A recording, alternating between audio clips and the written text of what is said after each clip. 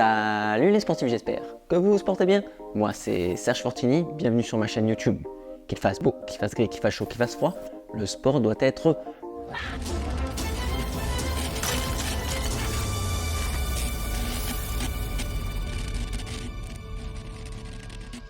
Aujourd'hui, je vais te parler de préparation de sac de trail, sac de trek, sac de randonnée. Quoi qu'il arrive, donc un sac où tu vas partir sur plusieurs jours, plusieurs étapes du moins. Cette liste est non obligatoire. Peut-être si tu pars sur des organisations type Red Light Desert Trophy ou Marathon des Sables ou toute autre organisation, il y a aussi un listing obligatoire. Passons, l'obligatoire, il le faut, je pense, dans tous les cas en termes de sécurité. Donc on parlera du sac, on parlera de son contenu, mais évidemment il faut aussi une préparation physique. La préparation physique, je t'en parlerai pas dans cette vidéo. Si ça t'intéresse, moi je suis coach sportif, j'ai ma salle où actuellement je suis en train de filmer cette vidéo. Tu me contactes via les réseaux sociaux ou mon site web. Je me ferai un plaisir de discuter avec toi de tes objectifs et te préparer un petit plan d'entraînement aux petits oignons. Je vais maintenant démarrer par son contenant. Le contenant, oui, le sac. Le sac, j'en avais beaucoup parlé dans cette vidéo là ici. Comment choisir son sac en fonction de ce que tu vas faire. Là sur un travail à étapes, il n'y a pas photo, il faut du 20, 30, 40 litres.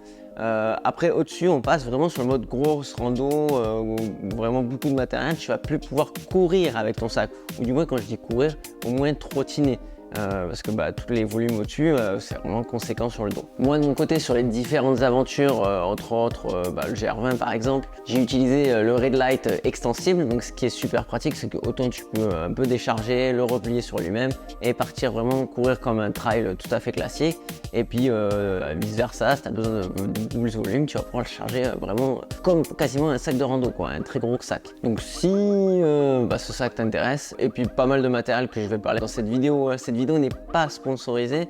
Par contre, j'ai différents codes promo que tu peux profiter dans la description. Ça me permet de continuer cette chaîne et de vous faire différents contenus par rapport à tout ça. Et il y a d'autres marques qui sont absolument pas en lien avec moi, et je vous mettrai quand même les liens, les photos, les sites web, et on parlera peut-être un petit peu de tarifs, mais c'est pas le sujet principal. Si tu apprécies cette vidéo, pour me soutenir, ça serait cool que tu mettes un pouce bleu, que tu actives les notifications et que tu t'abonnes à la chaîne. Merci les sportifs. Alors, concernant les vêtements. Oui, on a fait le contenant. Allez, on commence par les vêtements. Vêtements, qu'on soit bien d'accord, si tu veux être ultra light, tu prends une tenue, juste une, que ce soit 2 jours ou 8, ça peut fonctionner. C'est pas très confort, on est bien d'accord, ça sent pas la rose tous les jours quand tu vas mettre ta tenue, c'est pas très confortable.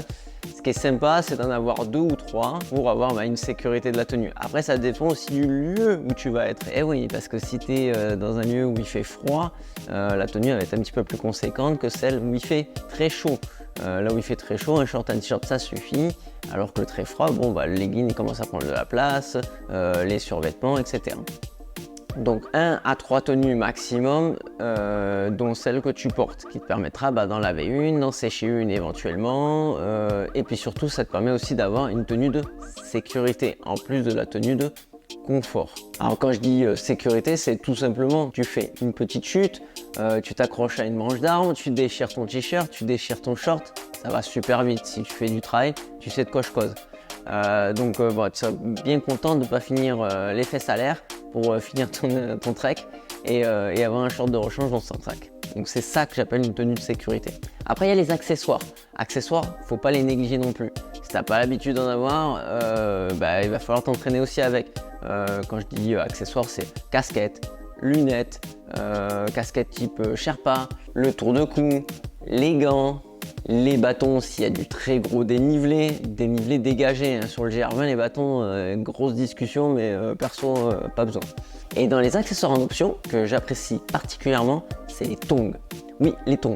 Les tongs, quand tu sors de ton étape, qu'il fasse chaud, qu'il fasse froid, ou que tu ailles à la douche, la petite paire de tongs, ça va super bien. Là, j'ai sélectionné avec soin une paire de tongs de chez Decathlon qui coûte de tête 5 € ou 6 €.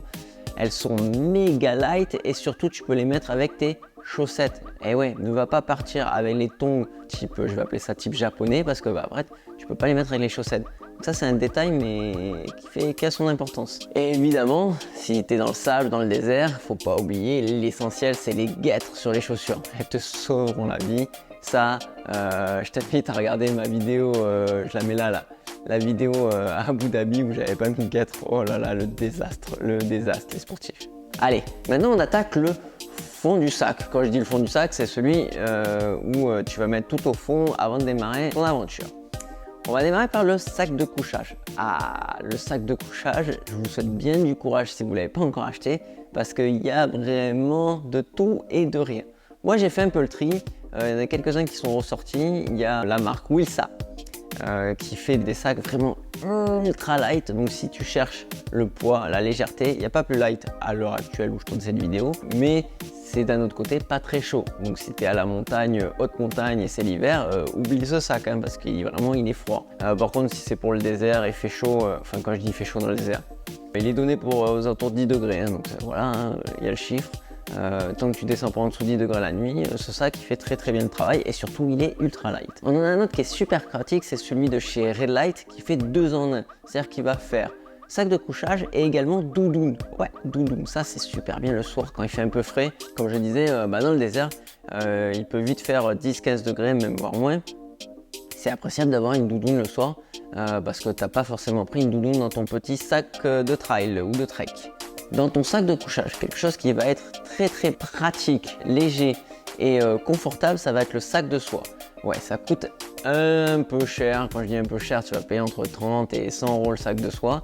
Mais ça va être bien parce que ça va t'éviter de laver ton sac de couchage régulièrement. Tu vas pouvoir l'utiliser, c'est des draps, c'est un drap hein, concrètement. Tu laves plutôt le sac de soie que le sac de couchage.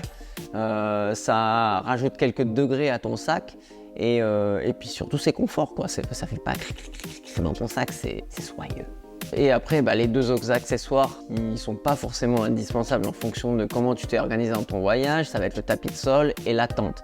Ça, c'est la totale autonomie. Ça, en fonction des organisations, de comment tu t'es débrouillé, tu en as besoin ou pas. La tente, ça commence à être costaud si tu pars en mode trail. Ça commence à faire lourd puisqu'une tente, c'est au moins aux alentours d'un kilo. Bon courage si tu es en totale autonomie de ce côté-là. Allez, j'attaque un sujet, toujours au fond de sac, qui est complètement non obligatoire, qui est complètement une option, mais qui fait tellement du bien quand tu l'as, c'est la trousse de toilette. Alors, qu'est-ce que moi je mets dans ma trousse de toilette? Qu'est-ce que je trouve indispensable? Le savon, première chose, solide. Ça te permet de prendre un tout petit morceau comme ça, de le glisser dans ton sac. Et puis, quand tu veux faire un petit bain de toilette, c'est vraiment appréciable. Ça peut même te permettre de nettoyer tes vêtements. C'est léger et c'est un petit confort en plus. Le déodorant, ouais, pour soi et pour les autres. Moi j'ai trouvé un modèle microscopique comme tu peux voir à l'écran, ça coûte rien et c'est agréable. La brosse à dents, je disais que la trousse de toilette était en option. La brosse à dents, ouais forcément elle l'est, mais vous avez tous suivi les différentes aventures là, dans les émissions de télé. Un truc qui manque beaucoup, c'est de pouvoir se brosser les dents. Une brosse à dents, il y a des versions pliables là, comme vous pouvez voir. Ça prend pas de place non plus. Le dentifrice sous forme de petits tubes microscopiques, ça mange pas de pain et c'est pareil un confort indéniable. Et le dernier petit confort, alors là de luxe, hein, c'est le bain de bouche. Je les ai trouvés sous format stick et avoir un petit bain de bouche au bout de quelques jours parce que tu fais que manger un peu des trucs sucrés, ça passe pas super. Puis c'est agréable, quoi, une bonne haleine alors que tu ne douches pas vraiment. C'est vraiment bien. Donc voilà, vous voyez à l'écran les petits sticks là de bain de bouche. J'ai beaucoup apprécié. Dernière chose, si tu es en organisation de groupe, si tu es en type tente à plusieurs par exemple, ou encore dans des refuges, les boules Kies, mets-les sur ta to-do list. Les boules Kies, elles vont sauver ta nuit, ça c'est une certitude. Moi je les prends en version cire, malléable, t'enfonces bien au fond du tympan, nickel chrome, t'entends vraiment la moitié des bruits, voire beaucoup plus. Maintenant je vais passer à la trousse à pharmacie. Ça c'est par contre indispensable, il ne faut pas rigoler avec celle-ci. Il te faut un minimum de pharmacie. Donc dans la pharmacie tu vas trouver le paracétamol, le moindre bobo ça fait toujours du bien d'avoir un antidouleur, l'antidiurétique. Ça, les maux de ventre, hein, si tu es trailer ou coureur, tu sais ce que ça fait d'avoir mal au ventre en courant ou en marchant. Le pansement gastrique, Eh ben oui, si t'as mal au ventre, pansement gastrique, il va te sauver la vie, peut-être plus tôt là, côté nuit. L'anti-inflammatoire, et oui, si tu te blesses, si tu te fais une cheville, une petite entorse, tu vas peut-être vouloir continuer, mais sans anti-inflammatoire, ça va pas passer.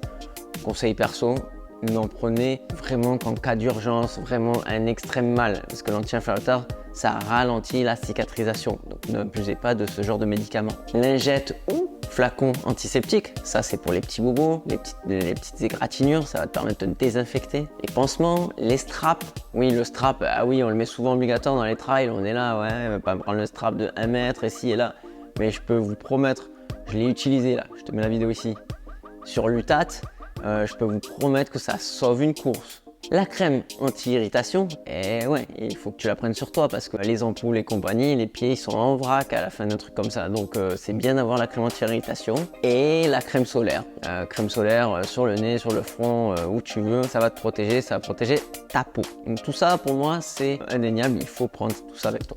Allez, maintenant je vais passer au dessus du sac. Oui, le indispensable encore une fois, c'est la trousse de sécurité. Elle, obligatoire ou non en fonction de ce que tu fais, mais dans ta tête elle doit l'être en fait obligatoire parce qu'il faut pas rigoler avec. Une couverture de survie, un sifflet, un couteau, un ciseau, une pince. Et après en fonction des lieux, il va falloir l'aspi-venin, le briquet, la bougie. Serge, c'est quoi tout ça? Ouais, un briquet bougie. Briquet bougie, j'ai découvert ça à l'UTAT. Bien pratique en fait si t'es dans un lieu où il fait froid, où tu vas allumer ta petite bougie dans ta couverture de survie et tu vas gagner quelques degrés dans celle-ci. Très très important. Et le miroir de sécurité. Ça, le miroir de sécurité, je l'ai découvert au Desert Red Light Trophy.